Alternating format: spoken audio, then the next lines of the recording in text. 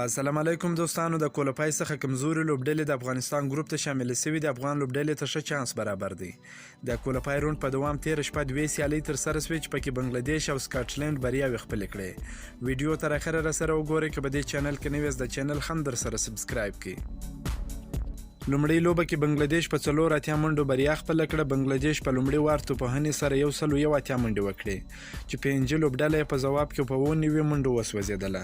په دې سره بنګلادیش په 4 اتیا منډو بریا خپله کړه. د سوپر لیګ 12 لوبډلو ته یې لار پیدا کړه. په دویمه لوبه کې سکاټلند په 8 وکټو عمان مات کړ او په خپل ګروپ کې په لومړي مقام سوپر 12 لوبډلو ته کولپای وکړ.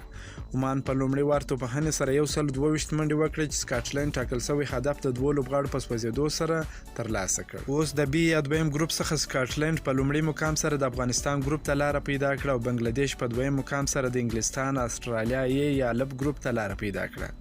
د کولپای روند په دوام نن ورځ وروستۍ لوبې د ا څخه ترسره کیږي چې نیدرلند به د سریلانکا او نیمیبیا لوبډله به د ایرلند خلاف ولوبیږي. په دغه ګروپ کې سریلانکا تر اوسه لومړی مقام لري. که نننۍ لوبه وګټي نو سریلانکا به هم د استرالیا او انګلستان ګروپ ته کولپای وکړي.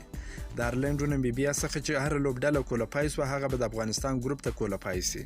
د یادونې وړ ده چې د لومړي پړاو څخه راتلونکو لوبډلو څخه به افغانستان د سکاټلند خلاف د اکتوبر پر 15مه نیټه خپله لومړۍ رسمي لوبه پیل کړي. که مو دا ویډیو خوښه شوې ویډیو در سره لایک کړئ. که په دې چینل کې نوی یاست افغان خوشحال یوټیوب چینل هم در سره سبسکرایب کړئ. د نور تازه معلوماتو لپاره هم زموږ سره اوسئ. تر بلې ویډیو پورې د الله په امان.